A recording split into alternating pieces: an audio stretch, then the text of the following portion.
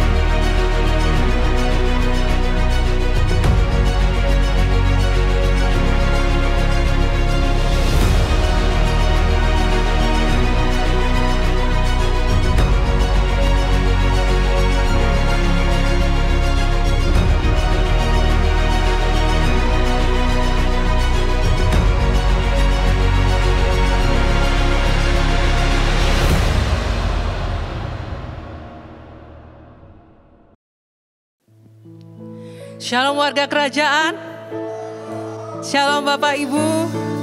Seberapa banyak Bapak Ibu di tempat ini yang terus masih percaya bahwa penyertaan Tuhan masih berlaku buat hidup kita semua hingga hari ini. Boleh lambaikan tangannya? Mari kita bersatu dalam doa. Kami bersyukur buat pagi hari ini Tuhan. Terima kasih buat semua yang sudah Tuhan kerjakan dalam hidup kami. Terima kasih buat penyertaan-Mu yang sempurna dalam hidup kami Tuhan. Kami mau pegang janji Tuhan, bahwa Tuhan akan selalu ada bersama dengan kami. Tuhan tidak pernah meninggalkan kami bahkan sedetik pun. Penyertaan-Mu sempurna buat kami Tuhan. Dan pagi hari ini, kami mau bawa ucapan syukur kami. Kami mau ekspresikan cinta kami kepadamu Tuhan. Terima kasih buat kasih-Mu yang besar. Terima kasih Tuhan. Terima kasih.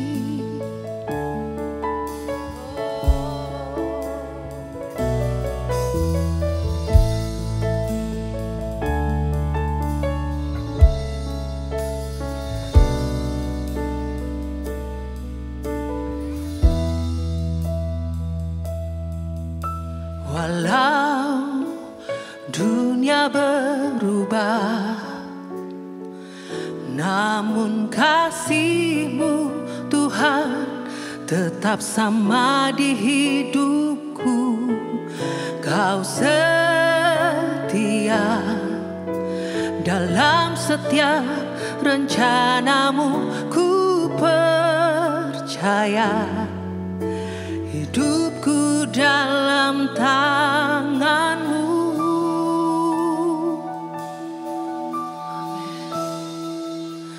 Sampai detik ini ku melihat penyertaan-Mu sempurna. Sampai selamanya Kaulah Tuhan, satu-satunya pengharapanku.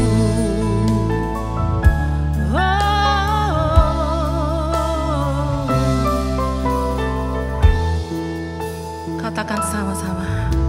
Walau dunia berubah, namun kasih-Mu Tuhan tetap sama di hidupku. Kau setia dalam setiap rencana-Mu, ku percaya hidupku dalam tangan-Mu. Walau dunia berubah, namun kasih-Mu Tuhan tetap sama di hidupku. Kau setia dalam setiap rencana-Mu, ku percaya hidupku dalam tangan-Mu. Sampai detik ini ku melihat penyertaan-Mu sempurna. Amin.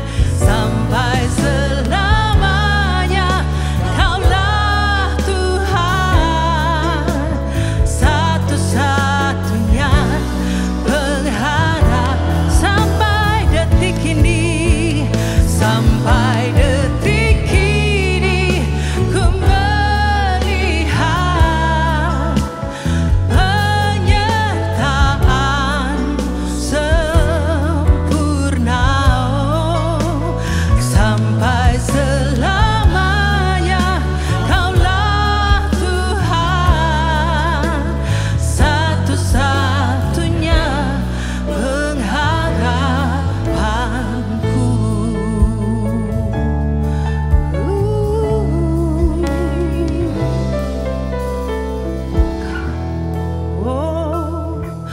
Walau dunia berubah, namun kasih-Mu tetap untuk selamanya Tuhan. Kau setia dalam setiap rencana-Mu, ku percaya hidupku dalam tangan-Mu. Sampai detik ini ku melihat penyertaan-Mu sampai selamanya. Selamanya Kaulah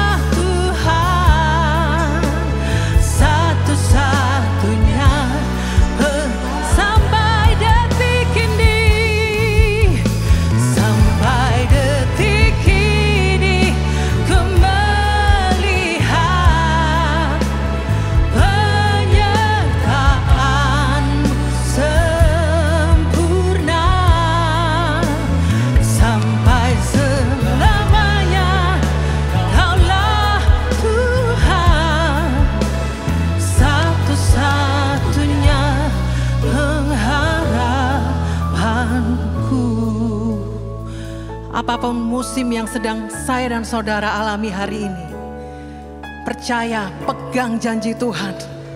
Tuhan berkata dalam Ulangan 3, sebab Dia Tuhan yang akan berjalan di depanmu. Sebab Dia Tuhan yang akan menyertai engkau. Dia tidak akan pernah membiarkan engkau. Dan Dia tidak akan pernah meninggalkan engkau. Amin. Mari jemaat nyanyikan lagi. Sampai detik ini. Sampai detik ini. Yes. Amin. Penyertaan.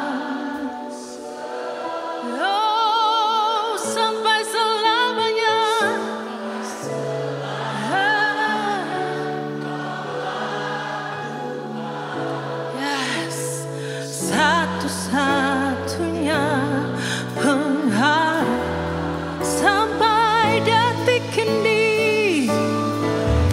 Yes, kami melihat penyertaan-Mu terlalu sempurna. Yes, Kaulah Tuhan. Engkau satu-satunya pengharapan kami Tuhan. Harapanku sampai detik ini. Kami melihat penyertaan-Mu sempurna sampai selama-lamanya.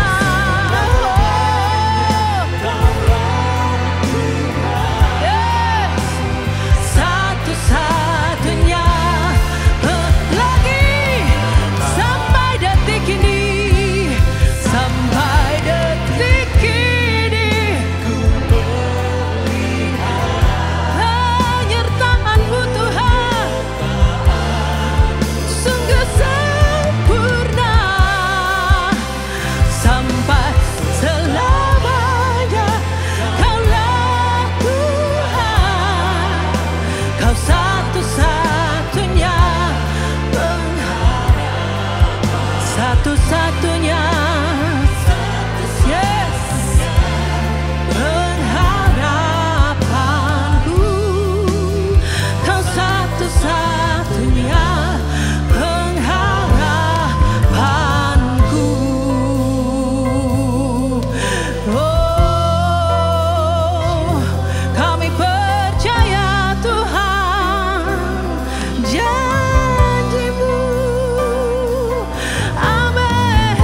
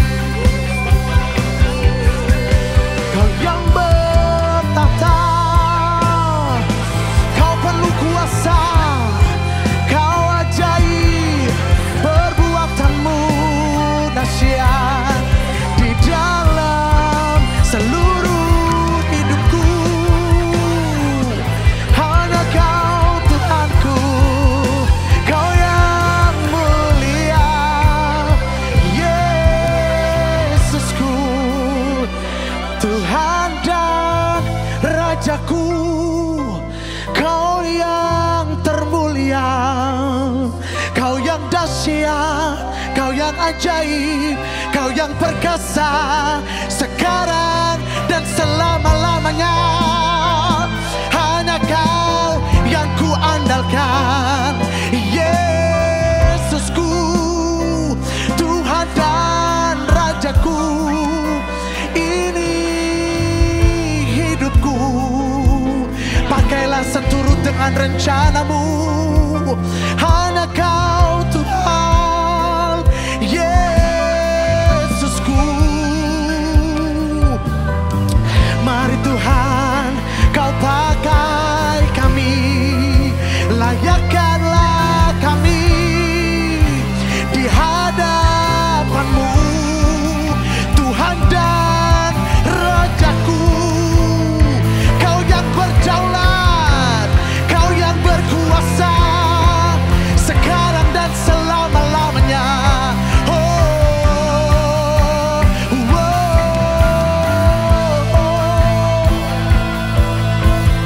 Mari Kau isi kami, Kau penuhi kami. Kami haus di dalam-Mu. Yes God, yes God. And the angels cry, holy, all creation cries, holy, you are lifted high, holy, holy forever. And your people sing, holy, to the King of Kings. Holy, you will always be. Holy, holy forever. And the angels cry, and the angels cry, you are holy. All creation cries, holy, you are lifted high, holy, holy forever.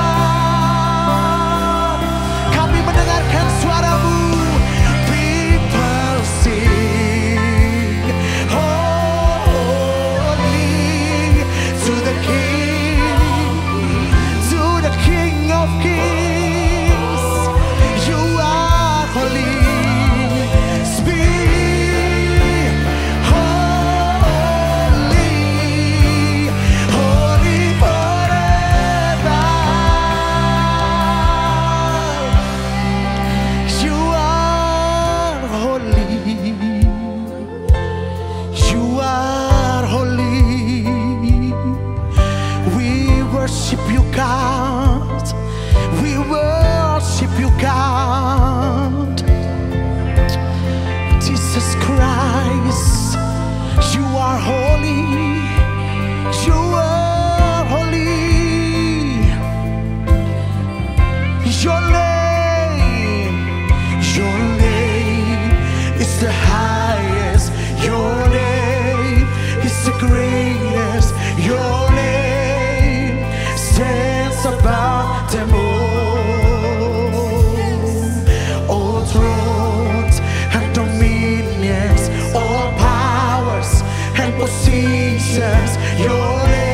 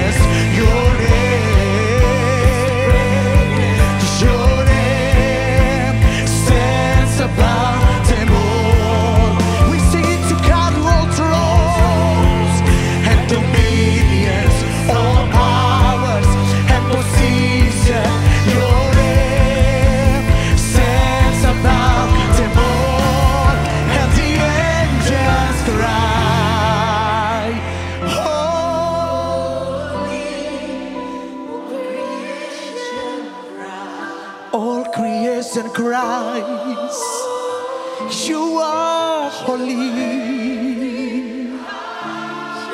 We sing to you, God. You are God, the one and only. You're God, the one and only in my life. And your people sing, holy to the King, to the King of Kings. You will always be holy, holy forever. And the angels cry, and the angels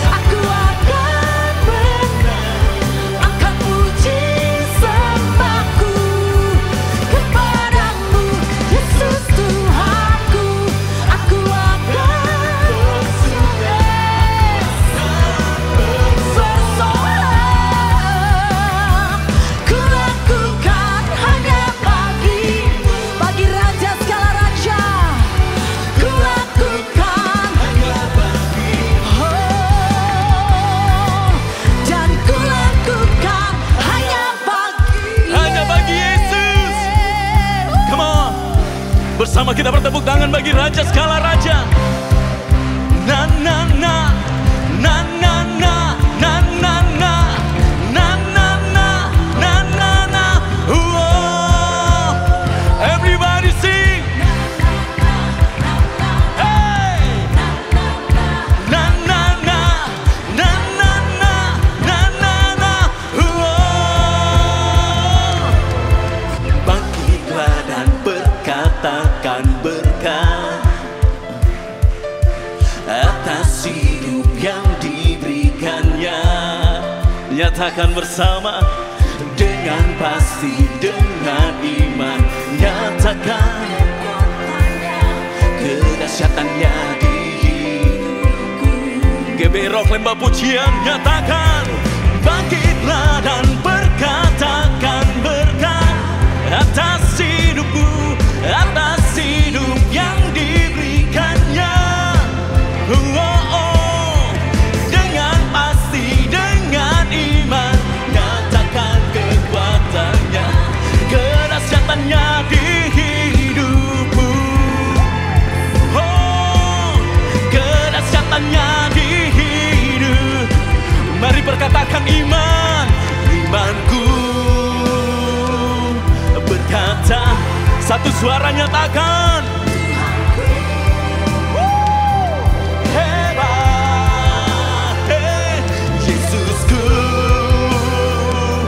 Berkata, ku kuat melangkah bersama. Ku memuji, ku bersorak, ku mengangkat tinggi pancinya, panci kemenangannya. Ku menyanyi, yeah, ku bersorak, haleluya. Ku mengangkat tinggi pancinya, panci kemenangan. Ku menang, na na na, na na na, na na na, na na na, na na na, na na na. Bersama bangkit, bangkitlah dan berkatakan berkat atas hidupmu yang diberikannya. Oh, dengan pasti, dengan iman. Nyatakan kekuatannya, kedahsyatannya di hidupmu. Kedahsyatannya. Mari bersama dengan iman nyatakan. Imanku berkata, Tuhanku hebat, Yesusku. Hey, amin. Ku kuat melangkah bersamanya. Ku memuji, ku bersorak, ku mengangkat tinggi pancinya, panci kemenangannya. Ku bernyanyi, ku bersorak, ku mengangkat tinggi pancinya, panci kemenangan. Ku menang. Umat pemenang, bersama kita bertepuk tangan. Amin. Haleluya. Oh, yes. Mari perkatakan iman kita. Nyatakan imanku berkata. Mari serukan. Hebat, Yesusku. Amin. Berkata, ku kuat melangkah bersama Dia. Siap-siap kita mau lompat saat ini. Hey, ku memuji, ku bersorak, ku mengangkat tinggi pancinya, panci kemenangannya. Ku bernyanyi, yeah.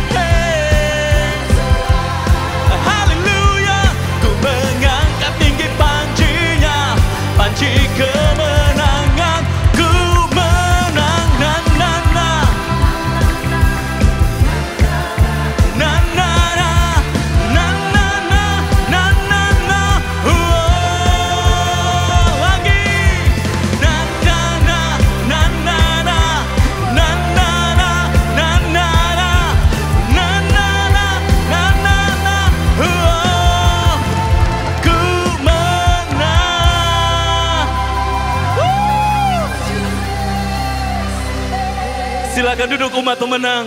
Haleluya. Haleluya.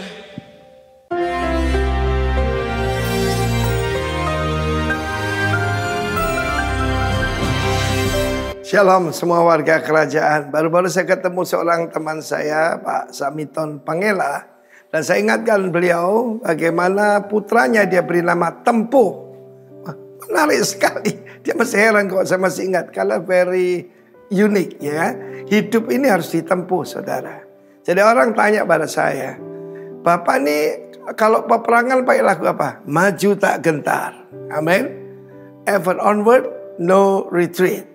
Sebab firman Allah menjelaskan dalam Ibrani pasal 10. Kenapa kita harus maintain perseverance? Kenapa kita harus tahan uji? Kenapa kita harus tahan menghadapi penderitaan, cercaan dan sebagainya? Firman Allah mengatakan Ibrani 10:35. Besar sekali reward ataupun pahala yang menantinya. Perhatikan bukan gaji loh. Reward itu berarti terakhir kalau Tuhan Yesus datang. Akan ada pengadilan tahta Kristus. Ya saudaraku, kita akan menerima reward daripada dia. Bagi yang setia, bagi yang menantikan Tuhan dengan sungguh-sungguh. Lalu firman Allah juga mengatakan, apa risikonya kalau tidak tahan uji dan mundur? Binasa saudara. Ya, karena itu sering saya katakan kendaraan iman saya, yaitu personel yang mundur, itu sudah saya rusakkan. Supaya cuma ada maju dan naik. Amin. Semua warga kerajaan harus menyanyikan, yaitu maju tak gentar. Nah, Ibrani pasal 10 bukan cuma besar, ya. Kita memerlukan ketekunan ayat 36, ya. Supaya sesudah melakukan, perhatikan, melakukan kehendak Allah, kamu memperoleh the great promise. Bukan cuma great promise, reward, tapi great promise. Sebab sedikit, bahkan sedikit waktu lagi. Loh Pak, itu Abraham menunggu 25 tahun. Sedikit di hadapan Tuhan, mungkin 1 detik. Kalau kita berpikir dengan kronos, kita akan susah. Orang dalam penjara menunggu kapan.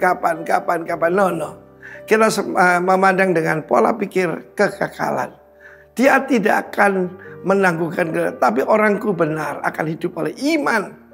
Nurkan diri, aku tidak berkenan kepada ayat terakhir berkata begini. Firman Allah menjelaskan di dalam ayat 39. Kita bukan orang yang mundur, ya. Bukan orang mengundurkan diri dan binasa. Orang yang percaya dan beroleh hidup. Karena itu dalam hidup ini, the most important thing is adalah percaya. Percaya bahwa Tuhan itu tidak pernah ingkar janji. Dan ukuran sedikit waktu lagi ini penting saudaraku ya. Sedikit waktu. Sebenarnya saya memberikan contoh. Sebab banyak sekali kejadian dalam Alkitab saya nanti akan tambahkan. Mereka tidak mau menanti dan akibatnya kerajaannya diambil seperti Saul. Dan kita melihat bagaimana orang yang tidak tahan. Contoh saya memberikan contoh tentang bagaimana orang memegang mobil. Dan yang terakhir bisa bertahan. Dia mendapatkan mobil itu. Itu baru mobil. Mobil berapa sih harganya? Tapi Tuhan menjanjikan great reward and great promise. Karena itu semua warga kerajaan lakunya cuma maju tak gentar. Tidak ada yang mengasihani diri sendiri. Karena dia yang berjanji tidak akan menangguhkan kedatangannya. Karena itu dalam hidup ini selalu menantikan kedatangan Tuhan. Dan orang yang menantikan Tuhan akan menguduskan dirinya. Supaya seperti pengantin yang berhias untuk pengantinnya. God bless you warga kerajaan. Maju tak gentar. Haleluya.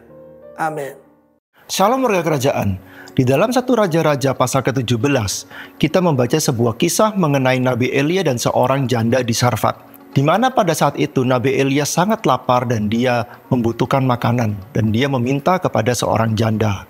Janda tersebut dalam kondisi yang sangat kekurangan, di mana dia hanya memiliki sedikit minyak dan sedikit tepung.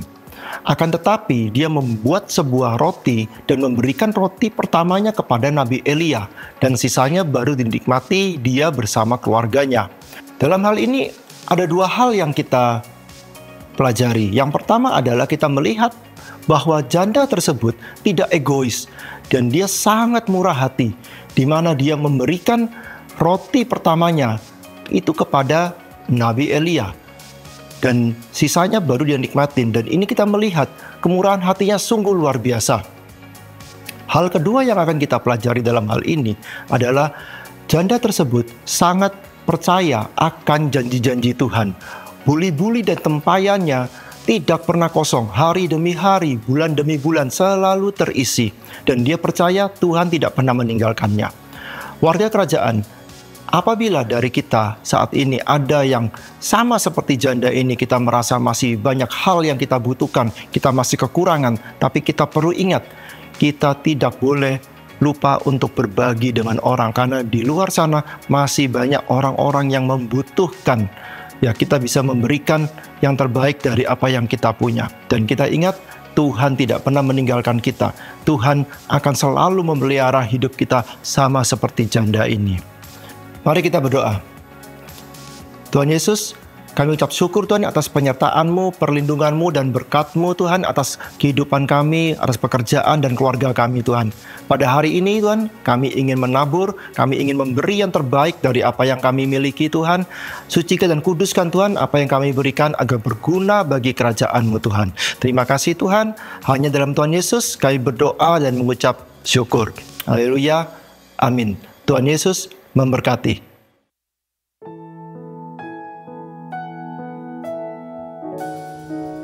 Engkau Bapa yang memulihkan setiap kami. Terima kasih Tuhan.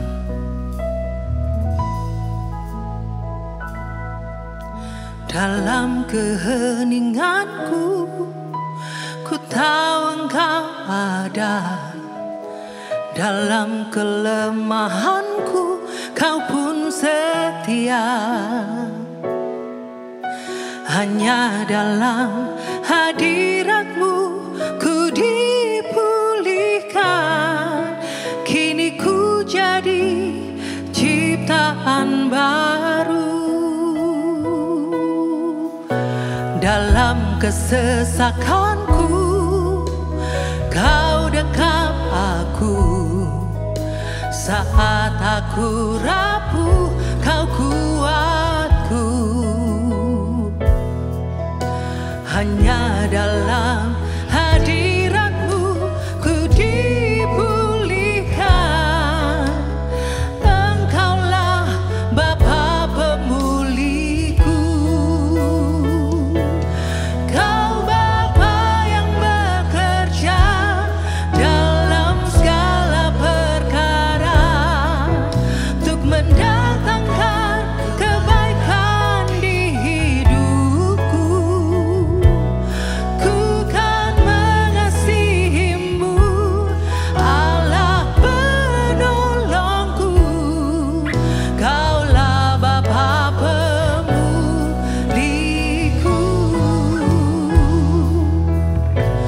Dalam keheninganku, ku tahu Engkau ada.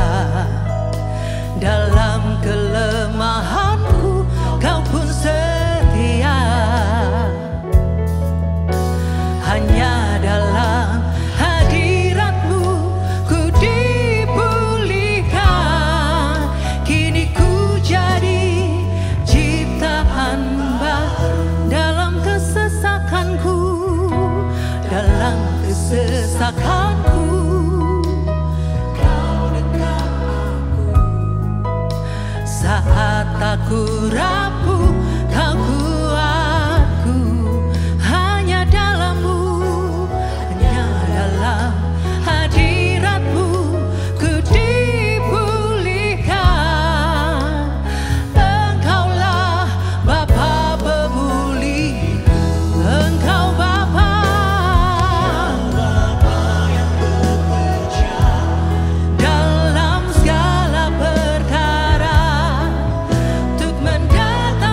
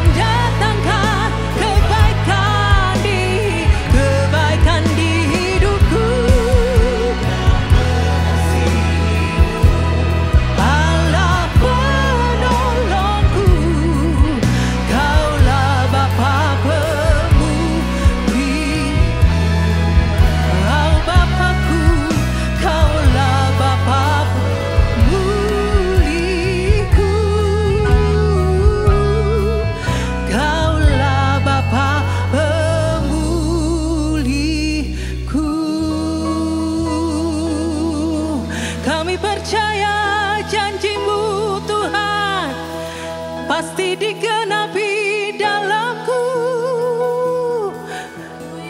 Yang percaya terus katakan, kami percaya Tuhan, janji-Mu ya dan amin. Kami pegang janji-Mu buat setiap kami. Kami percaya Kau yang memulihkan setiap hati.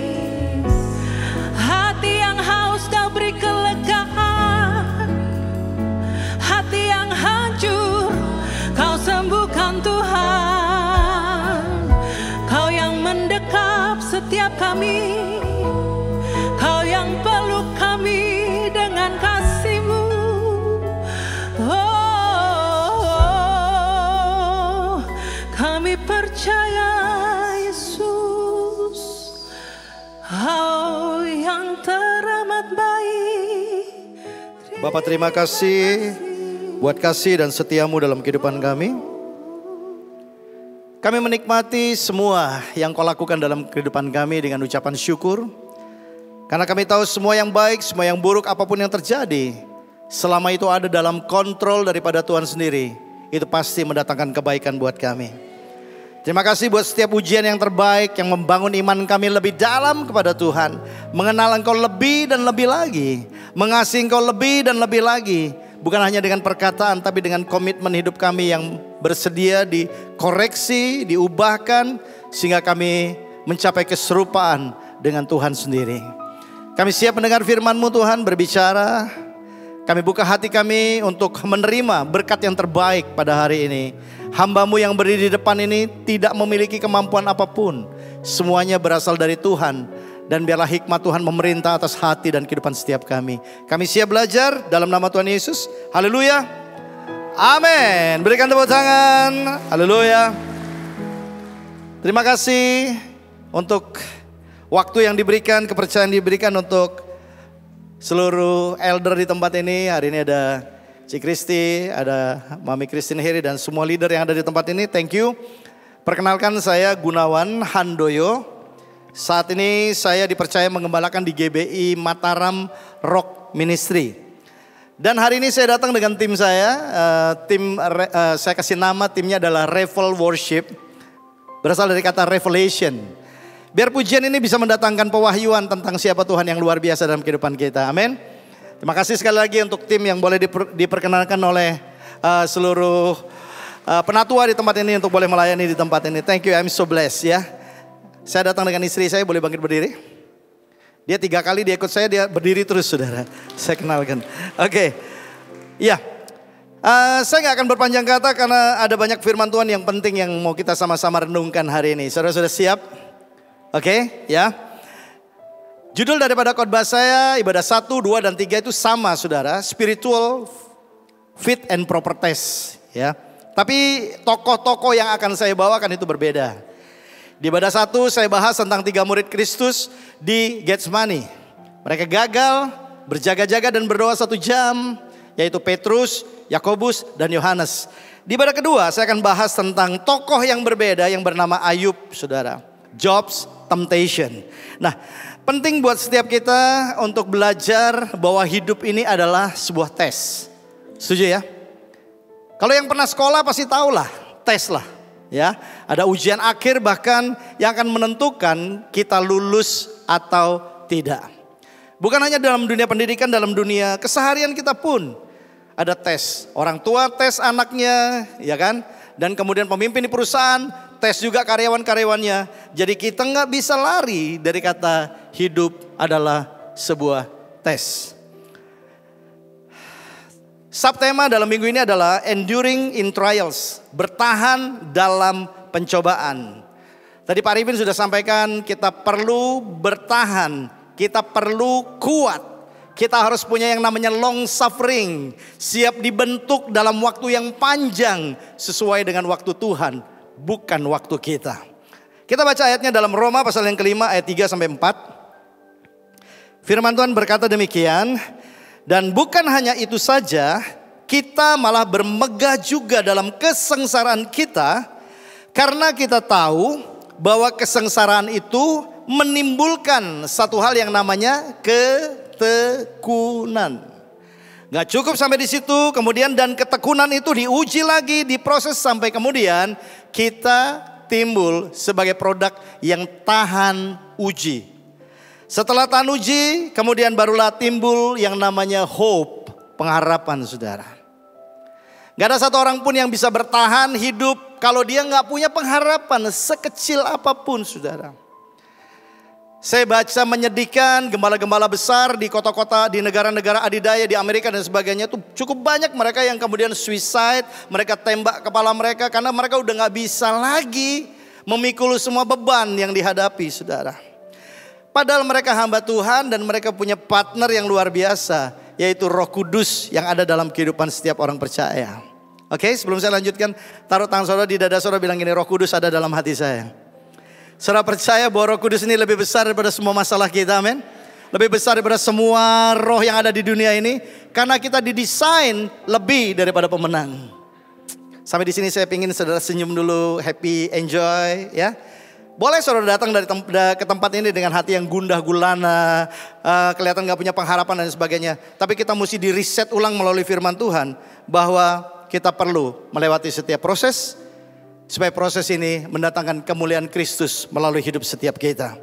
Nah, dalam dunia kerja, fit and proper ini penting banget, fit and proper test. Jadi fit ini bicara tentang kecocokan secara karakter. Kita memilih orang gak sembarangan. Kita memilih orang sesuai dengan bidang yang ingin kita isi dengan orang-orang tertentu saudara. Ya, kecocokan karakter. Nah, apakah kepribadiannya itu selaras dengan visi lembaga, gereja atau perusahaan tempat kita bekerja saudara. Yang kedua, proper saudara. Proper ini bicara tentang kelayakan secara kompetensi. Apakah dia mampu untuk memikul tanggung jawab yang akan dipercayakan kepada dia. Di dalam kingdom of God, dalam kerajaan Allah saudara, kita melihat di sini ujian ini bersifat spiritual dan terjadi di dalam batin seseorang. Saya tulis quote di sini, Allah tidak mencari performa, tapi yang Allah cari adalah keselarasan antara roh, jiwa dan kehendak manusia atau saudara dan saya dengan agendanya Tuhan. Karena kita dipanggil untuk melakukan semua perintah Tuhan. Kalau kita berkata kita orang Kristen, kita nggak punya agenda pribadi. Agenda kita adalah apa yang Allah ingin lakukan melalui hidup kita terjadi, diimplementasikan dalam hidup setiap kita. Amin. Jadi saudara coba lihat kiri kanan saudara, bilang kamu itu spesial, luar biasa. Kenapa? Karena kita dipanggil, kita diutus oleh Tuhan. Nah, Bapak Ibu Saudara, kalau kita belajar tentang Ayub, ada satu hal yang menarik di sini dikatakan, kalau orang-orang yang lain itu dia mengalami ujian ya, contohnya Yusuf. Yusuf itu diuji karena apa saudara? Karena ada tujuan di akhir itu untuk diangkat ya, menjadi perdana menteri supaya bangsa-bangsa itu bisa selamat dari kelaparan saudara. Ada tujuannya. Nah, kita melihat Elia juga mengalami ujian karena Tuhan ingin memurnikan pelayanannya. Nanti sore saya akan bahas ini khusus tentang Elia. Nah, kemudian yang berikutnya di sana Petrus diuji karena Tuhan hendak memulihkan kasihnya, memulihkan panggilan yang murni untuk Petrus. Karena Tuhan pernah bilang, Petrus, di atas batu karang ini aku akan mendirikan jemaatku. Petrus dipersiapkan, tapi Petrus sempat mengalami keangkuhan secara spiritual. Waktu Yesus bilang, aku akan ditangkap, aku akan dibunuh, gembala akan dibunuh, dan domba tercerai-berai. Petrus menjawab dengan tegas dan lugas, mereka semua bisa menolak engkau, mereka semua bisa mengkhianati engkau, tapi aku tidak akan pernah sekali-kali mengkhianati engkau. Fakta berbicara. Apa yang Petrus lakukan? Dia menyangkal gurunya bukan hanya sekali, 3 kali saudara. Nah, kita belajar banyak hal di sini. Kembali kepada Ayub, kita lihat apa sih yang terjadi behind the scene semua penderitaan yang Ayub alami saudara. Kalau saya pelajari di sini, Ayub itu diuji tanpa konteks. Dia nggak jelas, nggak ada penjelasan. Kemudian nggak ada nubuatan sebelumnya, orang yang bicara kamu akan begini begitu. Yusuf dapat mimpi. Ayub baik-baik saja. Bahkan Tuhan mengakui kesalehan dia di hadapan iblis. Hambaku Ayub itu saleh dan tidak bercacat celah. Luar biasa saudara. Tapi kembali kita bilang, Ayub mengalami proses bahkan penderitaan yang gak main-main saudara. Disinilah saya melihat saudara, ujian yang dihadapi oleh Ayub ini adalah mungkin termasuk salah satu bobot tertinggi saudara. Karena ini ujian yang namanya pure integrity saudara, integritas yang murni. Dan inilah yang saya sampaikan tentang spiritual fit and proper test. Rohani kita diuji, apakah kita layak menyandang predikat sebagai hamba Allah, dan kita juga layak disebut sebagai anak-anak Tuhan. Jadi jangan nyaman di kursi saudara, merasa bahwa sebagai orang Kristen berarti Tuhan punya kewajiban memenuhi semua yang kita inginkan. Bukan. Sebagai orang Kristen saya gak punya hak sama sekali. Yang ada dalam kehidupan saya adalah kewajiban untuk taat dan mengasihi Tuhan tanpa syarat. Baik itu dalam keadaan senang maupun dalam keadaan tidak senang, dalam keadaan berkelimpahan maupun berkekurangan, dalam keadaan sakit maupun sembuh, dalam semua keadaan saya harus tetap berkata, aku ini hamba Tuhan. Amin saudara. Nah Bapak Ibu saudara, ujian tertinggi itu adalah apakah engkau akan tetap menyembah Tuhan ketika engkau sudah tidak punya alasan untuk menyembah. Apakah kita akan tetap menyembah Tuhan kalau Tuhan gak mengganti penyembahan kita dengan berkat secara materi? Kita harus ngomong jujur saudara. Mungkin di sini gak ada. Tapi saya bilang di awal pertobatan saya, tujuan saya percaya kepada Kristus adalah karena saya melihat apa yang Allah bisa berikan kepada saya. Minim sekali pemahaman bahwa saya hamba Tuhan, saya harus lakukan apa yang Tuhan mau. Kalau kita berkata kita hamba Tuhan dengan konsep yang salah, sebenarnya kita mencoba menjadikan Tuhan sebagai hamba kita. Walaupun mungkin tidak dibahasakan saudara. Betul ya? Karena kita main perintah, Tuhan berkati saya, Tuhan jaga rumah saya, Tuhan jaga perusahaan saya. Loh saudara, kita jadikan Tuhan sebagai security kita. Mampukah kita membayar dia saudara? Tuhan yang mulia untuk lakukan apa yang kita inginkan? Enggak. Kita yang harus lakukan itu. Kita nggak punya hak, kita cuma punya yang namanya kewajiban. Coba bilang kiri kanan, saya nggak punya hak. Kalau saudara sudah lakukan yang baik, berarti Tuhan harus berkati kita. Oh enggak saudara, berkat materi itu satu kali kita tinggal saudara. Jangan naif. Tapi saya nggak bilang bahwa berkat materi itu nggak perlu ya.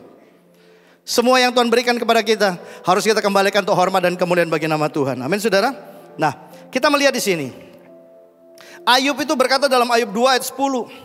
Waktu dia menghadapi proses, ada satu statement yang menarik. Dia bilang begini, dia ngomong sama istrinya, masakan kita mau menerima yang baik dari Allah, tetapi tidak mau menerima yang buruk. Saya gak punya waktu untuk jelaskan ini. Kemudian ada statement dalam Ayub 27 ayat yang kelima. Di sana dikatakan begini, sampai mati aku tidak akan melepaskan kesalehanku.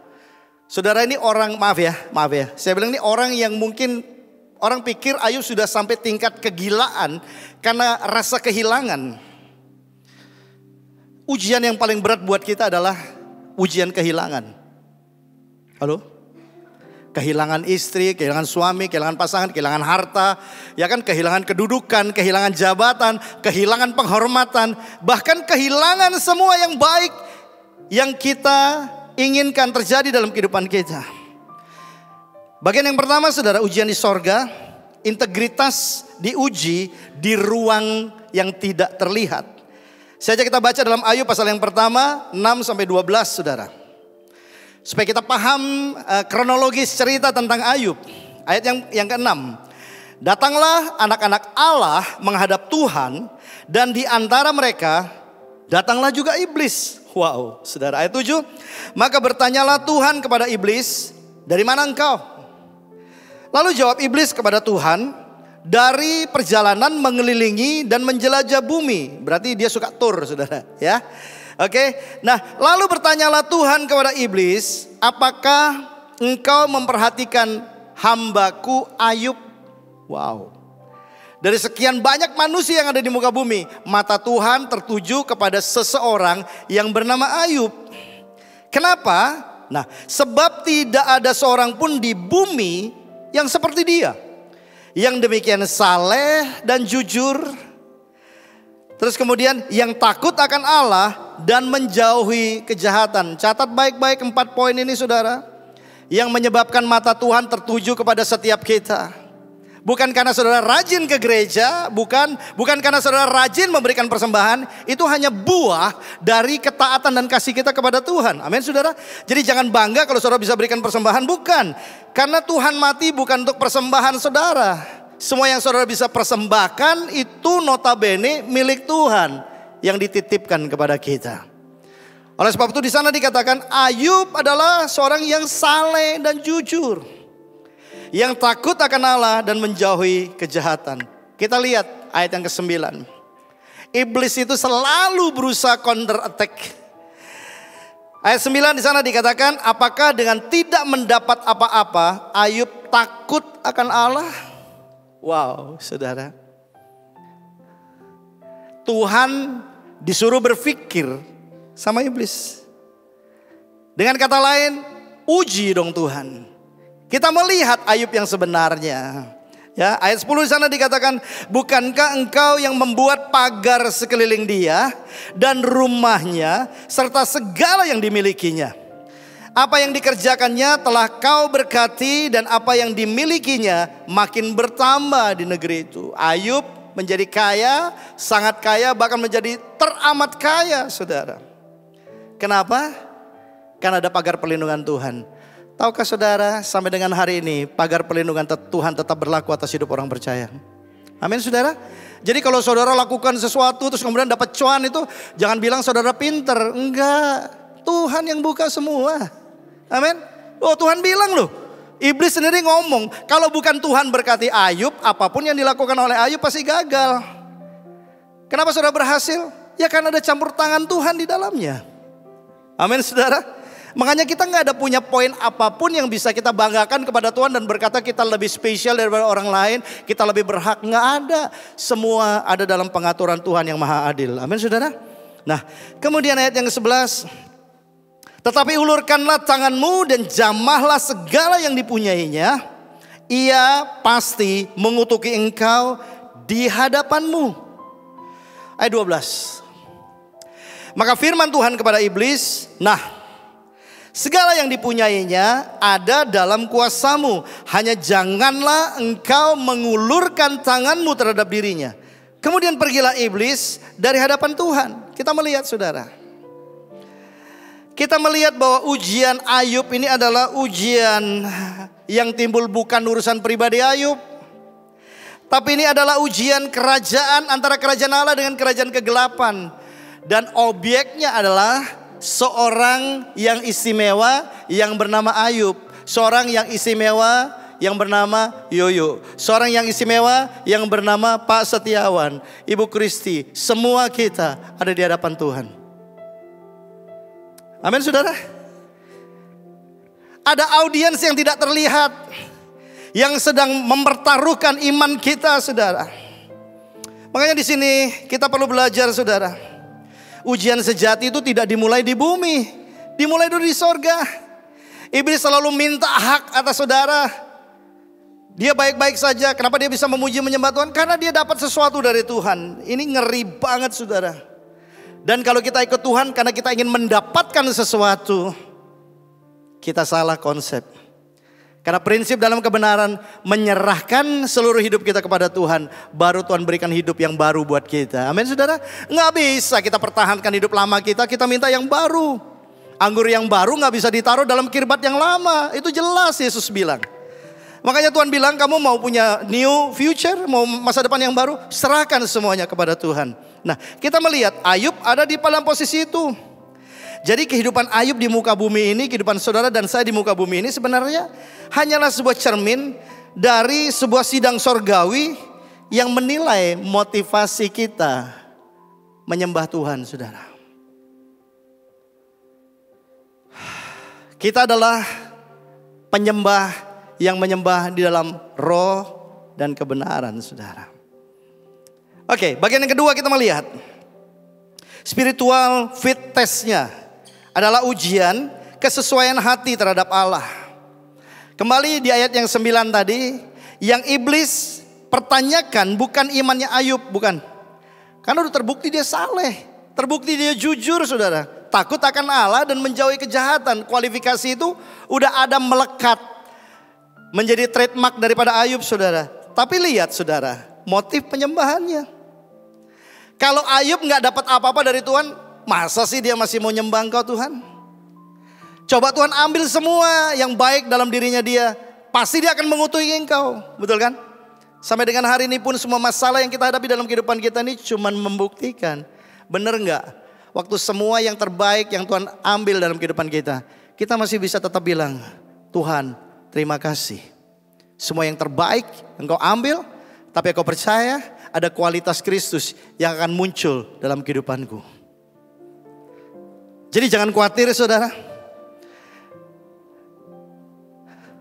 Kita melihat di sini fit test rohani tingkat tertinggi, saudara. Ayub gak menyembah hanya karena dia diberkati, tapi karena dia mengenal karakter Allah.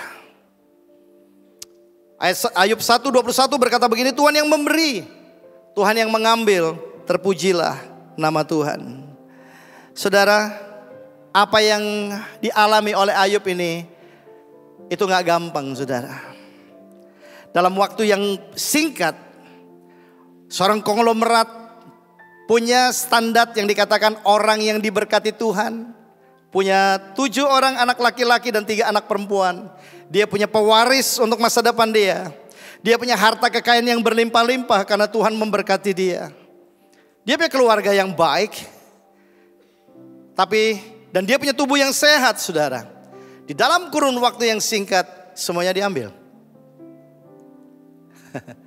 Hartanya, kambing, domba, unta, kerbau dia semua hilang lenyap. Entah itu dijarah, entah itu tiba-tiba ada api turun dari langit dan buat barbeque. Semua hewan milik daripada Ayub selesai.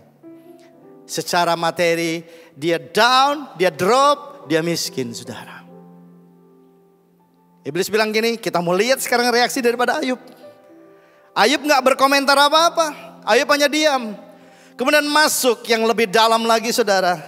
10 orang anak Ayub mati dalam waktu bersamaan. Saudara, ini ujian benar-benar. Kalau saya bilang levelnya udah mencapai level kegilaan, saudara. Saudara, ada yang punya anak 10? Kalau ada, saudara, anakmu meninggal 1, apakah enggak stres? Bilang ini, enggak apa-apa Tuhan, baru 1 aja, masih ada 9. Minimal berkurang 1 lah yang bikin repot, ya. Pilih-pilih dulu anak yang paling bandel biar diambil duluan lah. Saudara tahu 10 anak mati langsung, istrinya gila, saudara. Pernah baca cerita Ayub kan? Gila gak? Stresnya sampai bilang kamu gila. Kamu masih mau nyembah Allah yang kayak gitu? Semua dia ambil. Aku yang mengandung 9 bulan kali 10 kali. Aku yang lihat anak-anak ini, aku yang berikan dia, aku yang menyusui dia, aku yang berikan makan, dia punya masa depan. Dan kamu sembah Tuhan, kamu berikan persembahan dengan catatan begini. Kamu sudah berikan persembahan kan? Tuhan seharusnya, selayaknya memberkati kita lebih. Dan itu untuk kurun waktu tertentu, mereka alamin itu. Betul, saudara? Oh iya dong, semakin kaya dong, semakin luar biasa. Tapi waktu case itu terjadi, saudara, 10 anak mati, istrinya gak bisa terima. Gak ada orang, kita gak usah merasa diri kita lebih hebat. Kalau kita alamin itu, kita bisa stres, depresi, bisa gila, saudara. Makanya kenapa saya belajar Ayub ini, apa yang ada di pikiran orang yang bernama Ayub. Kenapa sampai Allah proof bilang sama iblis, ada satu orang namanya Ayub, ya, dia hidupnya saleh. Dia memisahkan diri, dia menjauhi kejahatan. Dia lebih mengasihi Tuhan, takut akan Tuhan daripada dia hidup dalam kejahatan. Kita beda, saudara. Kita kompromi segala sesuatu supaya kita dapat sesuatu untuk menghidupi diri kita sendiri. Kita lupa bahwa hidup kita sumbernya dari Allah, bukan dari dunia ini. Naif kan? Naif. Kita pikir kita pinter? Enggak. Kita enggak pinter, saudara. Semua itu dari Tuhan. Nah, makanya kita melihat begitu semua harta diambil, Ayub bisa bilang begini, Masakan kamu mau terima yang baik, kamu gak mau terima yang buruk? Ini wrong konsep. Yang buat buruk itu iblis, bukan Tuhan. Amin. Karena dalam Tuhan gak ada yang gak baik. Yang setuju bilang amin. Oke, kalau saudara ngadapin sekarang jangan bilang ini gara-gara Tuhan. Gak ada. Kita sedang ada di dalam ujian. Ruang ujian yang tidak kita lihat. Tapi kembali saya bilang, satu kata kuncinya adalah Roh Kudus ada dalam kehidupan kita. Pertanyaannya adalah, apakah dia yang pimpin hidup kita atau kita yang mengatur Tuhan? Kalau kita izinkan Tuhan yang pimpin kita, dia pasti akan berikan kita hikmat dan pengertian. Hari-hari ini banyak orang jatuh kok. Banyak orang-orang yang kemudian meninggalkan Tuhan gara-gara apa? Gara-gara ekonominya down, drop, bisnisnya jatuh. Biasa aja lagi saudara. Manusia kan hidup dari roti saja kan. Ada capcay, ada mie kuah, ya kan? Manusia hidup dari mana saudara? Dari imannya kepada Tuhan. Tuhan sanggup pelihara kita. Nah, Bapak Ibu Saudara, nggak cukup kemudian nextnya adalah tubuhnya yang dijamah. Kena sakit barah yang mengerikan saudara. Dari ujung batok kepala Ayub sampai ujung kaki dia, semuanya barah, bau busuk, gatal luar biasa. Nggak bisa digaruk pakai tangan. Ini masih digaruk pakai tangan nggak? Pakai apa saudara? Pakai beling. Nggak bisa bayangin betapa sakitnya tulang-tulang Ayub, betapa sakitnya seluruh bagian tubuh Ayub. Semuanya itu digunakan oleh iblis untuk membuat iman Ayub drop dan dia mengutuki Allah. Puji Tuhan, Ayub masih stand strong. Apa masalah yang saudara hadapi hari-hari ini? Kasih tahu saya seberapa besarnya saudara. Apakah itu lebih besar daripada apa yang dialami oleh Ayub? Atau kita gak bisa bandingkan dengan apa yang Yesus pikul di kayu salib buat kita? Makanya tetap kuat di dalam kasih karunia Tuhan. Amin saudara. Ujian ini cuma membuktikan bahwa Yesus hidup dalam kehidupan kita. Bukan keinginan kita yang pimpin kita, tapi ketaatan kita kepada Tuhan yang pimpin seluruh arah hidup kita. Mau baik, mau buruk, mau apapun, yang penting Tuhan ada dalam kehidupan kita. Tenang jiwa kita saudara, amin. Tenanglah jiwaku dalam naungan sayap-Mu, menembus awan kelabu. Pandang kemuliaan, pandang kemuliaan-Mu selalu. Ku rindu. Ini catat baik-baik. Lekat dalam hati-Mu. Ini tugas kita. Mengikuti rencana-Mu. Kita akui dia, Yesus Tuhan Rajaku. Mudah kita ngomong Yesus Tuhan dan Raja. Waktu keadaan sulit seperti itu, masih gak dia jadi Tuhan atas hidup kita? Masih gak kita bilang gini, bukan keinginanku yang jadi Tuhan, tapi keinginan-Mu yang jadi. Bukan kehendakku yang jadi, tapi kehendak-Mu yang jadi.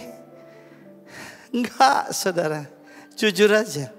Kita banyak gagal di sini saudara. Karena kita punya konsep hubungan dengan Tuhan adalah untuk kita memanfaatkan Tuhan. Satu kali orang berkata gini sama saya, Pak Yoyo jadi gembala tuh dimanfaatin sama jemaat. Ada yang kurang uang minta uang supaya dimanfaatin. Terus kemudian sempat di satu titik saya berpikir, iya benar juga ya. Tapi kemudian Tuhan kasih saya wisdom gini. Kenapa kamu dimanfaatkan pertanyaannya? Karena hidup kamu bermanfaat buat orang lain. Hei, bersyukur gak saudara? Loh kalau saudara gak bermanfaat, ngapain orang dekat sama saudara? Kenapa orang mau datang dan mau belajar tentang Tuhan? Karena hidup saudara beda dengan dunia ini saudara. Jadi jangan khawatir ya, Pak Setiawan ya. Orang kita tetap buat baik aja, uangnya punya Tuhan kok. Amin. Kenapa kita pelit? Ya karena kita sama dengan iblis. Kita pikir semuanya dari kita, berasal dari kita dan untuk kita. Kita mesti ingat semuanya datang dari Tuhan, untuk Tuhan dan bagi Tuhan. Berikan tepuk tangan buat Tuhan kita saudara.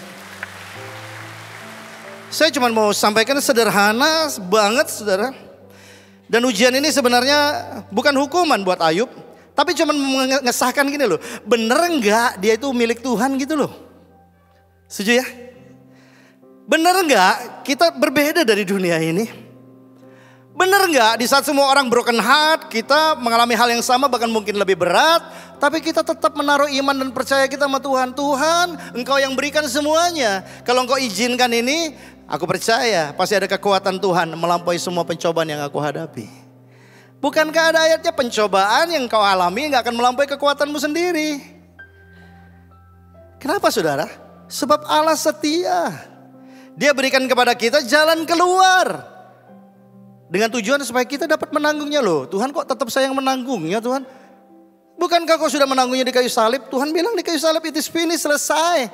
Bagianku udah selesai. Sekarang bagianmu untuk diuji, untuk diproses, untuk dibentuk. Itu kamu harus hadapi. Motivasi hatimu itu untuk apa sih?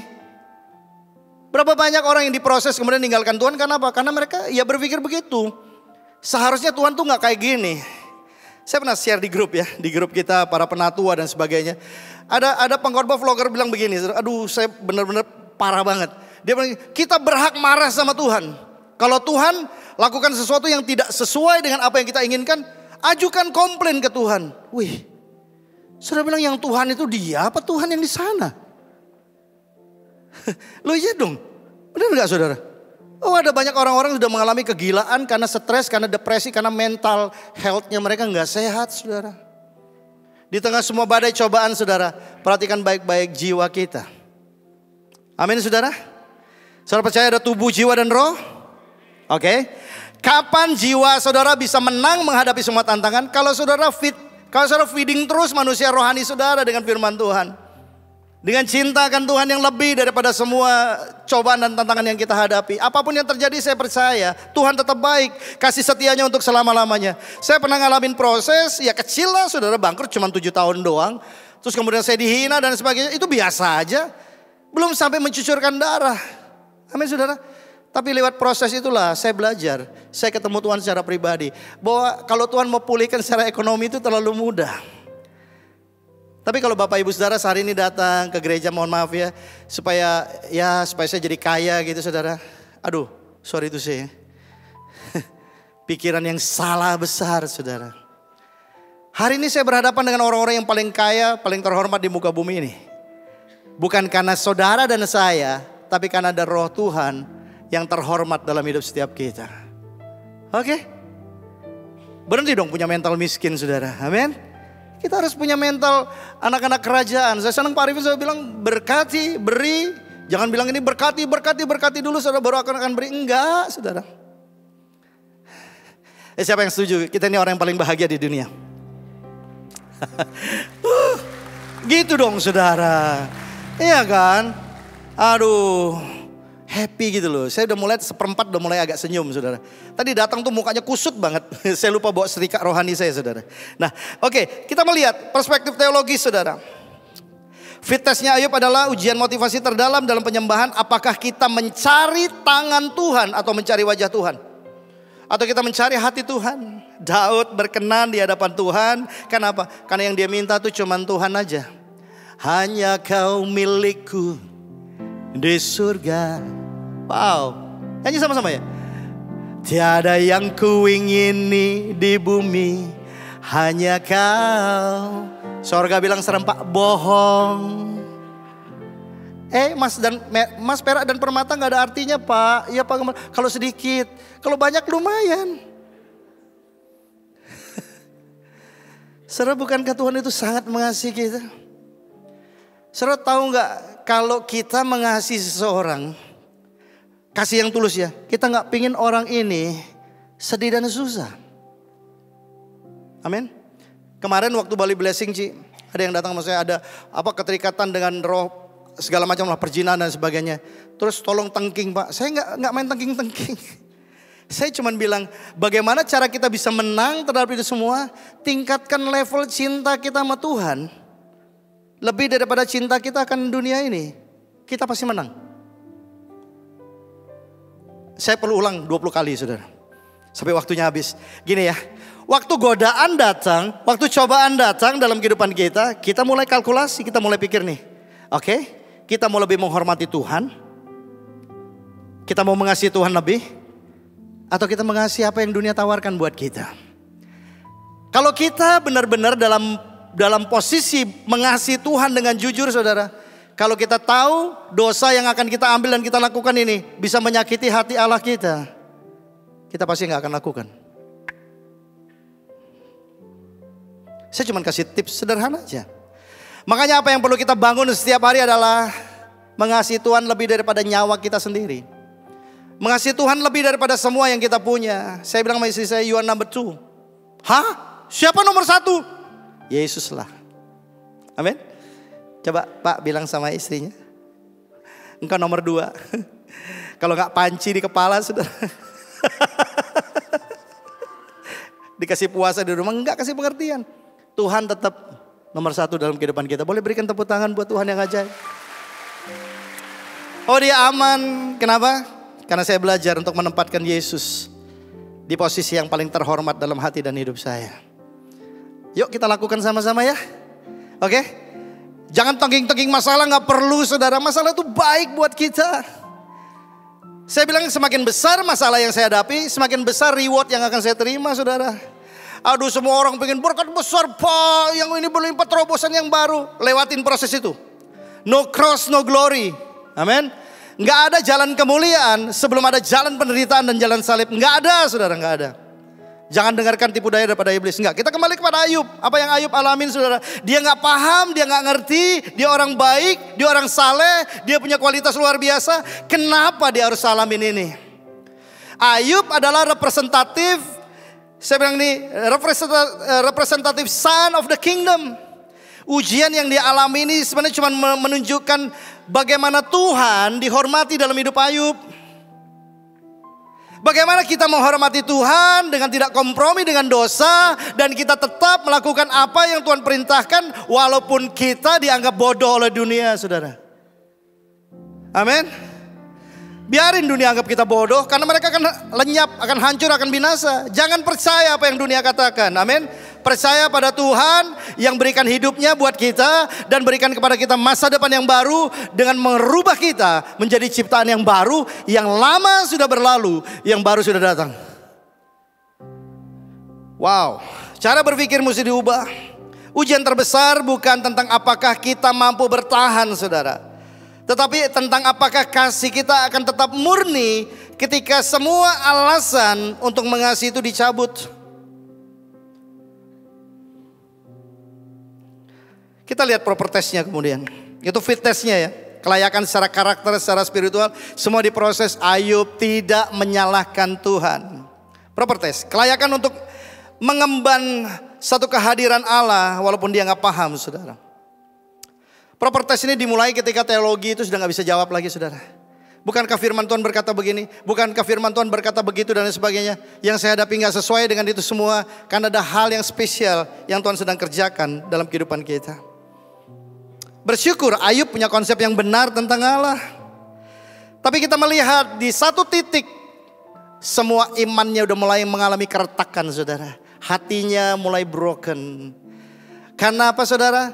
Karena waktu dia duduk di abu dan sakitnya itu bukan sehari 2 hari, bukan 1 bulan 2 bulan, sekian tahun dia harus alamin saudara. Sahabat-sahabatnya datang sampai gak tega lihat tubuh Ayub tuh hancur dari kepala sampai bawah saudara. Saudara pernah lihat orang yang kebakar, ngalamin ya mungkin ledakan sesuatu yang terbakar sampai kulitnya. Ayub alamin kayak gitu saudara. Masalahnya adalah dia gak bisa mati. Kalau sakit terus kita mati, masih enak mami Kristen ya. Udah selesai penderitaannya. Masalahnya Tuhan bilang begini, boleh kamu sentuh tubuh dia, gak boleh kamu ambil nyawanya. Aduh saudara. Bayangin menderita tapi gak mati-mati. Itu penderitaan yang paling tinggi levelnya saudara. Ayub kalau bisa bilang Tuhan kalau udah kayak gini ngapain? Saya ngadapin ujian yang saya gak tahu batas waktunya. Saya gak tahu kapan jawaban ini datang. Saya gak tahu apakah saya bisa dipulihkan lagi atau enggak. Semuanya gelap saudara. Cuman dia berpegang begini, Tuhan adalah Tuhan yang baik. Saya mau tanya, Tuhan baik dalam hidup saudara? Kenapa dia kasih saudara sakit? Kenapa saudara ngalamin penderitaan? Tanya saudara, pikir di dalam spirit saudara. Tapi counter attack dengan firman Tuhan. Bahwa tidak ada yang buruk yang berasal daripada Tuhan. Semua yang baik berasal daripada Tuhan. Berikan tepuk tangan buat Tuhan kita. Oke. Jadi kita bisa, sekarang tegaklah kepalaku itu Sin. Sekarang tegaklah kepalaku, hadapi lawanku yang berada di sekelilingku. Enggak berarti cuma tegak. Dan mulutku memuji, bermazmur bagimu, bersorak bagi kebesaranmu. Biar Tuhan tetap dibesarkan dalam kehidupan kita. Lewat semua masalah yang kita hadapi, Dia tetap baik. Dia sanggup pelihara saudara, Dia sanggup pelihara kita, dan Dia tidak pernah meninggalkan saudara dan saya. Getsemani ngajarkan kita hal-hal yang sangat baik buat saya pribadi, saudara. Yesus, Dia bilang kan dalam Matius 26 ayat 38, hatiku ini sedih banget, seperti mau mati rasanya. Dia ngomong sama murid-muridnya yang 3 biji itu. Yohanes, Yakobus, Petrus. Murid-muridnya kaget, Yesus sedih. Yesus Mesias. Dia anak Allah yang hidup. Dia bukan anak Allah yang mati, anak Allah yang hidup.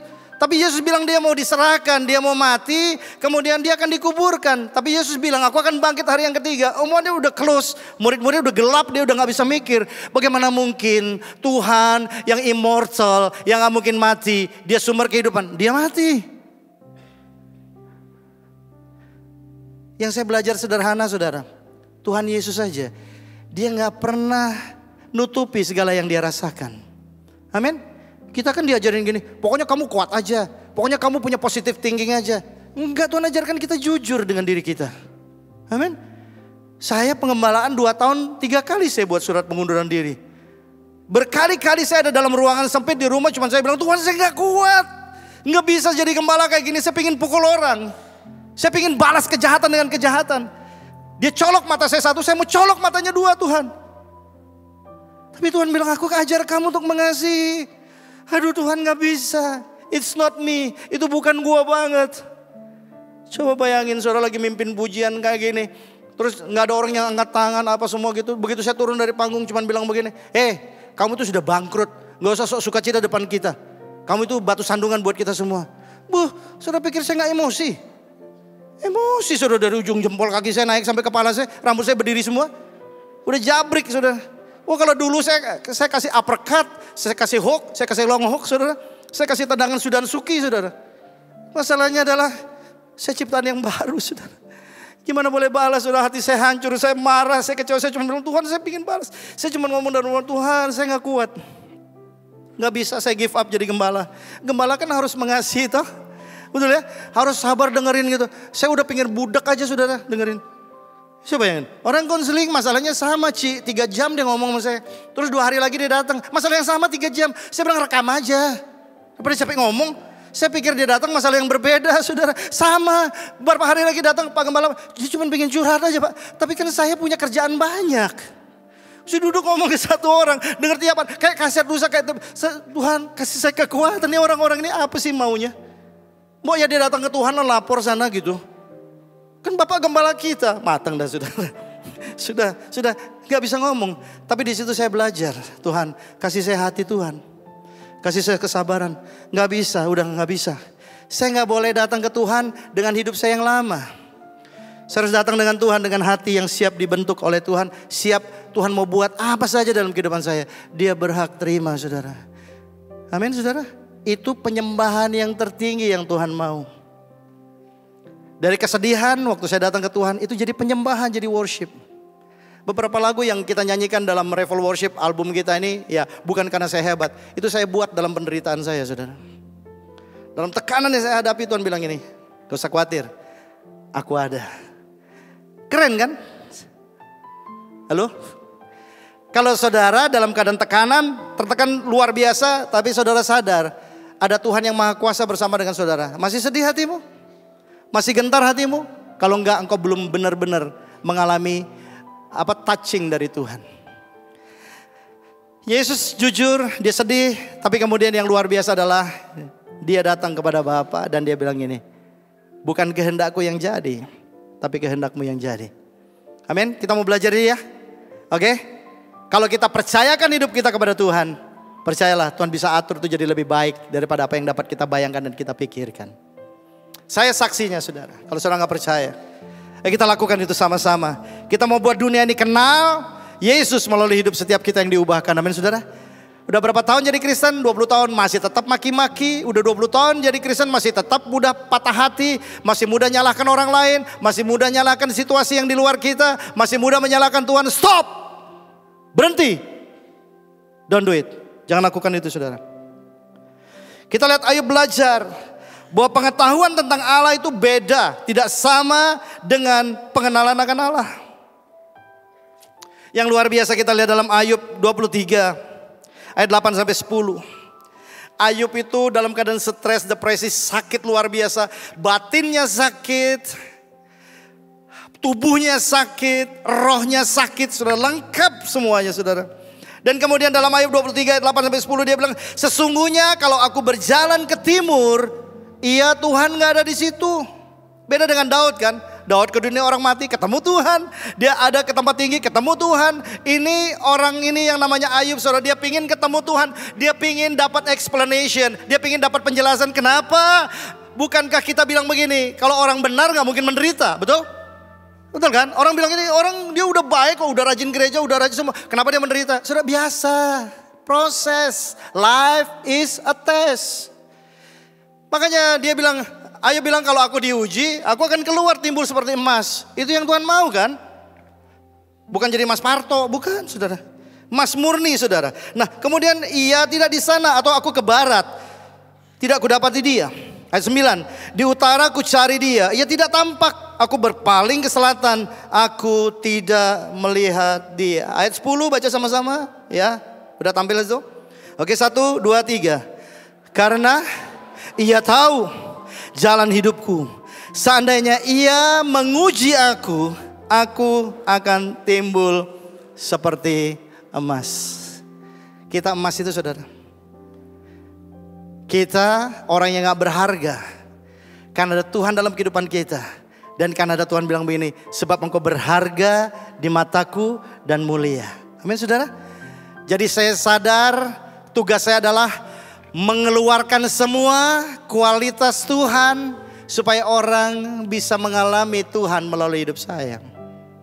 Bagaimana hidup saudara? Sibuk cari uang, sibuk cari kedudukan, sibuk cari semua penghargaan, penghormatan dari manusia. Enggak, datang pada Tuhan. Berikan waktu sejam, Tuhan bilang sejam itu waktu metafora saudara. Ya sejam dengan Tuhan dalam artian begini. Begitu saya ada dalam ruang pembantaian hati saya ngomong saya nggak sanggup, saya jujur. Tapi saya bilang ini Tuhan apapun yang terjadi saya percaya pencobaan tidak akan melampaui kekuatan saya. Saya percaya kejadianku dahsyat dan ajaib. Ajaib apa yang Tuhan perbuat dan jiwaku menyadarinya. Saya bilang sama Tuhan dalam pikiran saya ngomong sama pikiran saya. Kamu tunduk kepada firman Tuhan bahwa Tuhan itu baik. Tuhan nggak mungkin buat hal yang nggak mampu saya tanganin. Karena dia Bapa saya yang baik. Amin. Bapak saya di dunia aja gak pernah taruh beban lebih daripada apa yang dapat saya pikul saudara. Apalagi dia Bapak di surga. Nah itu terus saya confession, saya lawan sampai pikiran saya tenang saudara. Dan saya kembali kepada iman saya. Tuhan selalu baik. Dia tolong saya tepat pada waktunya. Bukan dalam waktu saya, tapi dalam waktunya Tuhan. Saya tenang saudara. 7 tahun babak belur saudara. Tapi final waktu Tuhan pulihkan semua, saya cuma bilang gini. Kalau Tuhan pulihkan ini, berarti ada tanggung jawab yang lain yang harus saya kerjakan. Tapi saya mau ajak Bapak Ibu Saudara semua di tempat ini, oke? Semua batu-batu menonjol, kalau saudara lihat dalam sebuah bukit ya, bukit itu ada batu-batu menonjol kan. Saudara bilang itu bikin susah aja. Tapi kalau nggak ada batu menonjol itu saudara, kita nggak akan bisa mendaki. Sini ada pendaki kan? Nggak bisa, nggak ada batu yang menonjol. Kalau temboknya rata kayak gini, nggak ada tempat kita bisa pijak kaki kita nggak akan bisa naik ke atas. Makanya Tuhan izinkan ada masalah satu. Masalah yang kedua, supaya kita bisa berpijak, iman kita bertumbuh, semakin percaya kepada Tuhan, semakin mempercayakan hidup kita kepada Tuhan, sampai kemudian sampai di puncaknya, nggak sadar kualitas hidup Tuhan ada dalam kehidupan kita. Orang bilang kamu dulu tuh suka emosian ya, kenapa kamu sekarang bisa tenang, teduh, kamu bisa tetap senyum. Orang lihat muka kamu tuh happy gitu loh. Dulu lihat muka kamu tuh udah pingin bunuh orang aja. Muka bunuh gitu saudara. Enggak, itu udah beda banget. Kenapa saudara? Karena Tuhan ubah kita. Dulu saya sombong, dulu saya egois, saya mau menang sendiri dan sebagainya. Tuhan habiskan semua itu. Supaya saya bilang begini, Tuhan selain Engkau gak ada lagi yang lain yang boleh pimpin hidup saya. Dan waktu saya sampai di level itu, Saya nggak bilang masalah saya semakin kecil. Masalah ada dalam pekerjaan, dalam keluarga, dalam pelayanan. Semua masalah. Cuma saya bilang begini, saya bonding dengan Tuhan. Amin. Saya nggak pernah rasa, wah masalah ini terlalu besar. Saya selalu bilang, Tuhan saya lebih besar daripada masalah ini. Nah, mindset itu akan buat saudara tenang. Mau tenang? Lihat Tuhan dengan perspektif yang benar. Oke? Mau tenang? Lihat Tuhan itu sebagai benar-benar dia adalah kurios atas hidup kita. Bukan hamba yang kita bisa perintah untuk lakukan apa yang kita inginkan. Kita mesti datang kepada Tuhan. Bilang, Tuhan, ini aku. Aku datang bawa hatiku yang hancur. Buat pikiranku yang rusak, yang kacau. Buat imanku yang lagi goyah Tuhan. Aku mau Tuhan sembuhkan aku. Bicara sama Tuhan saudara. Ngomong, baca firman Tuhan. Renungkan itu, ngomong, confession. Jangan, iblis bilang gak bisa, kamu gak bisa. Kamu sekolahmu cuma apa? Saya cuma SMA saudara. Bayangin, saya kasih presentasi di depan S2 dari luar negeri, lulusan apa semua untuk beberapa produk saudara. Dan saya ngomong aja saudara, saya percaya hikmat dari Tuhan. Orang, saya waktu disuruh daftar isian, latar belakang pendidikan terakhir apa? SMA. Bikin malu banget. Yang lain-lain semua, manajer-manajer itu semua S2, lulusan Utah, lulusan Tahu, lulusan mana lagi? Lulusan mana sampai saya bingung aja. Tapi waktu presentasi saudara, saya tahu by wisdom of God. Akhirnya proyek saya yang dapat saudara. Bukan karena saya. Semua karena Tuhan yang ada dalam hidup saya. Amin. Saya cuma mau encourage kita. Tuhan terlalu mengasihi saya. Tuhan terlalu mengasihi saudara dan saya. Amin. Kembali dulu kepada track yang benar. Ayub sampai final akhirnya apa saudara? Dia bilang dulu dari kata orang, aku dengar tentang Tuhan. Tapi sekarang aku alami sendiri. Intinya tuh bukan waktu setelah Ayub kemudian dipulihkan, kemudian dia sembuh, kulitnya jadi kayak kulit bayi. Itu bukan esensinya saudara. Yang paling penting di sini adalah setelah proses itu selesai, hati Ayub dimurnikan kembali. Amin saudara. Bagi Tuhan gampang berkati kita. Bagi Tuhan gampang sembuhkan kita. Terlalu mudah saudara. Tapi Tuhan mau beresin hati kita dulu. Bener gak? Kalau kamu bilang Tuhan itu berharga, kita siap tinggalkan semua manusia lama kita untuk kejar kehadiran Tuhan dalam kehidupan kita. Hidup Ayub bukan hanya bicara lebih banyak tentang makna daripada logika saudara. Logikanya gak kayak gitu. Logikanya Tuhan gak kayak gitu, enggak. Tapi kalau Tuhan mau buat sesuatu, dia berhak lakukan semuanya. Amin. Tenanglah jiwaku dalam naungan. Dalam naungan sayapmu menembus awan kelabu. Pandang kemuliaan-Mu selalu ku rindu, lekat dalam hati-Mu.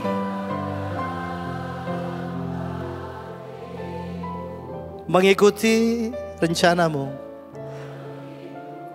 Di rencana-Mu, Yesus Tuhan Rajaku.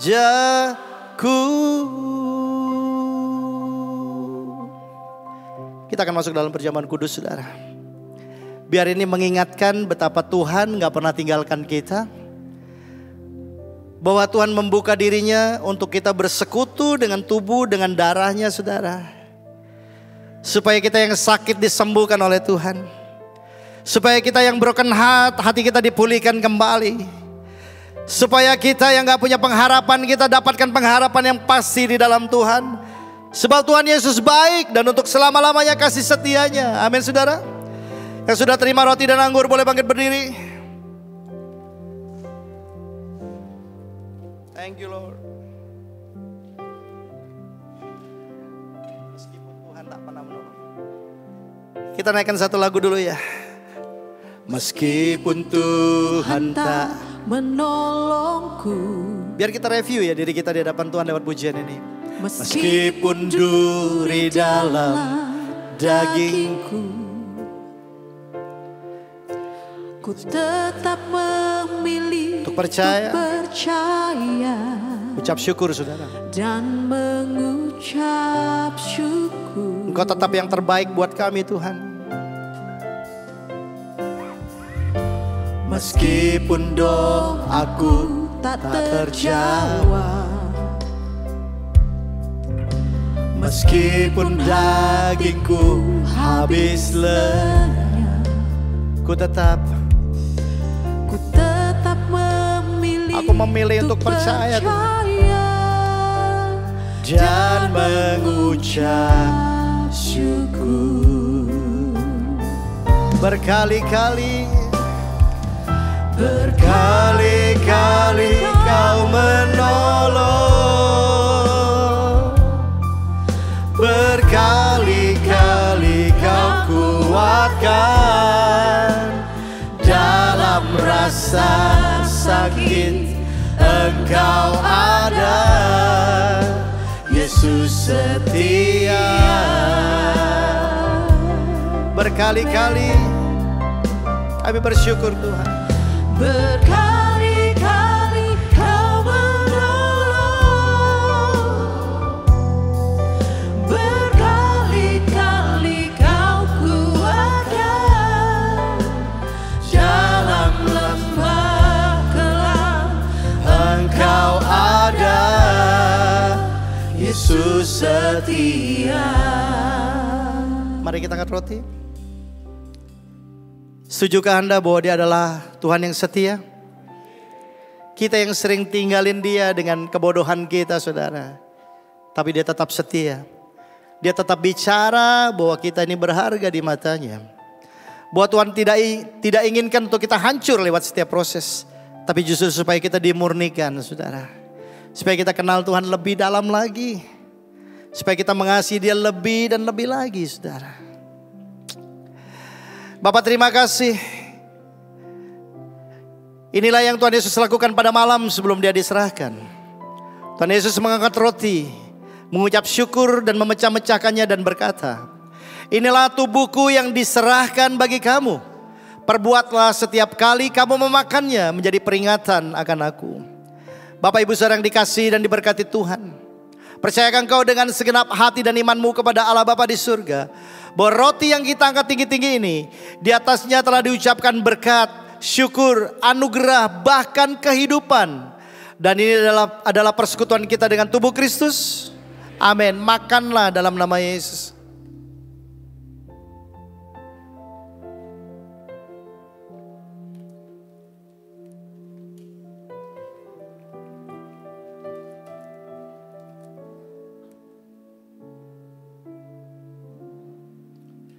Perjanjian kita dengan darah anak domba Allah, saudara. Yang mati bagi setiap kita. Yang membasuh semua dosa kita, yang merah seperti kirmisi, dibuat menjadi putih seperti bulu domba, saudara. Demikian pula Tuhan Yesus mengangkat cawan dan berkata, inilah darahku yang ditumpahkan bagi kamu untuk pengampunan dosamu. Perbuatlah setiap kali kamu meminumnya menjadi peringatan akan aku. Bapak Ibu saudara yang dikasihi dan diberkati Tuhan, percayakan kau dengan segenap hati dan imanmu kepada Allah Bapa di surga, bahwa anggur dalam cawan pengucapan syukur ini adalah persekutuan kita dengan darah Kristus. Amin. Minumlah dalam nama Yesus. Mari letakkan cawan saudara. Kita naikkan pujian ini dari depan. Meskipun yes God. Meskipun Tuhan tak menolongku, renungkan baik-baik saudara. Meskipun ada duri dalam dagingku, ku tetap memilih untuk percaya dan mengucap syukur. Meskipun doaku tak dijawab, meskipun doaku tak terjawab, meskipun hatiku habis lenyap, ku tetap memilih percaya dan mengucap syukur. Mari kita sembah Dia. Berkali-kali Kau menolong,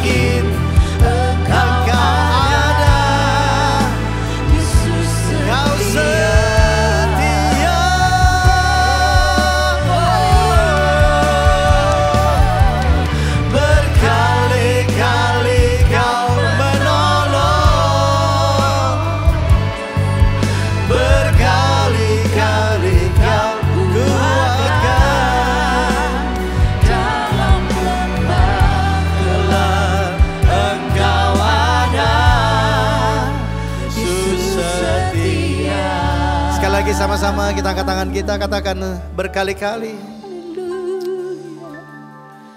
Berkali-kali Kau menolong. Yang sakit disembuhkan Tuhan. Pulih. Amin. Sakit, Tuhan ada.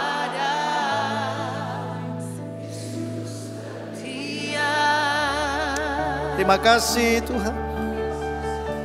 Aku percaya Tuhan berkali-kali Kau menolongku. Berkali-kali Kau kuatkan dalam lembah kelam. Engkau ada,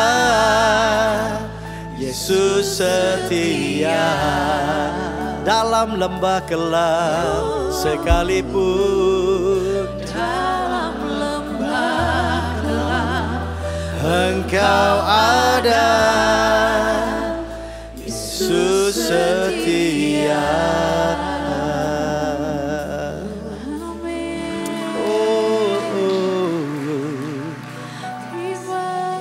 Kau yang sembuhkan semua sakitku Tuhan. Kau yang menaungi aku di bawah kepak sayap-Mu. Aku datang untuk menyembah-Mu. Aku datang untuk memberikan pujian syukurku. Engkau baik Tuhan. Untuk selama-lamanya kasih setia-Mu. Aku percaya tiada Allah yang seperti-Mu. Tiada Bapa yang sangat mengasihi anak-anaknya setiap kami. Kami mau berikan seluruh hidup kami. Kehendak dan rencanaku terjadilah sesuai dengan apa yang Kau mau Tuhan. Dijauhkan dari kami hati yang egois, yang mengejar keuntungan untuk diri kami semata.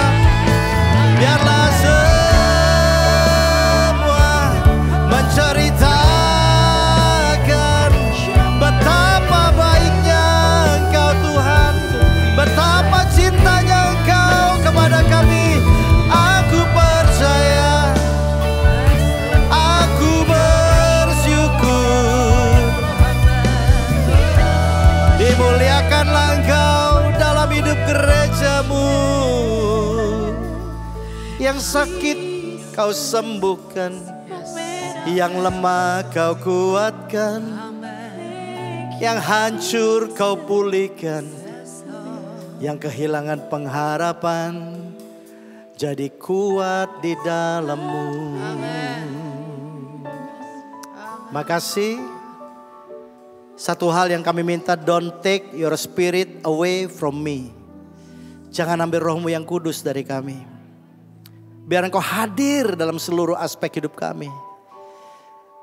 Dan kami jadi anak-Mu yang taat, yang mengenal isi hati-Mu lebih dari kami tahu apa yang dunia tawarkan.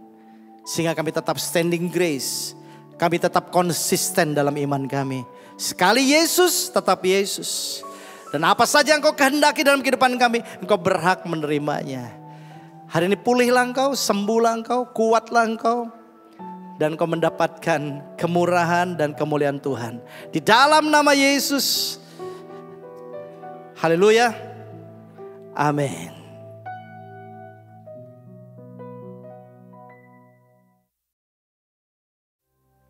Oke. Kita panggil berdiri yuk. Oke, mari buka tangan saudara, kita mau terima berkat. Bapak di surga, terima kasih untuk kasih dan kebaikan-Mu. Ebenezer, sampai dengan hari ini Tuhan menyertai dan memberkati gereja-Mu, memberkati setiap kami. Dan kami juga percaya di hari-hari yang mendatang Masih ada banyak mujizat yang akan kami lihat dengan mata kami melalui setiap masalah dan pergumulan yang harus kami hadapi. Kami tetap percaya bahwa pencobaan yang kami alami tidak akan pernah melampaui kekuatan kami. Karena Engkau adalah Allah yang setia dan Engkau akan menunjukkan kepada kami jalan keluar sehingga kami dapat menanggungnya. Terima kasih Bapak Ibu Saudara, pulanglah dalam damai sejahtera Tuhan. Dan biarlah kasih dan penyertaan Tuhan yang hebat ada bersama engkau dan keluargamu, sehingga semua yang kau kerjakan dan kau lakukan di dalam Tuhan, Tuhan buat berhasil. Setiap benih yang kau tabur akan berakar, bertumbuh, berbuah. Bahkan yang terutama adalah hidupmu selalu ada dalam keterhubungan dengan Tuhan. Tuhan tetap menjadi Raja, penguasa, menjadi Tuhan dalam kehidupanmu. Dan Dia menjadi juru selamat yang menyelamatkan engkau, bukan hanya untuk hari ini, sampai kekekalan. Dan Tuhan menyatakan kemuliaannya dalam persekutuannya dengan engkau, dan terutama dengan Roh Kudus-Nya yang menyertai engkau mulai hari ini sampai Maranatha, bahkan sampai selama-lamanya. Sembuhlah engkau, pulihlah engkau, dan rohmu menyala-nyala di dalam Tuhan. Di dalam nama Tuhan Yesus Kristus. Semua yang mengasihi Tuhan, semua yang percaya katakan amin. Tuhan Yesus memberkati. Happy Sunday.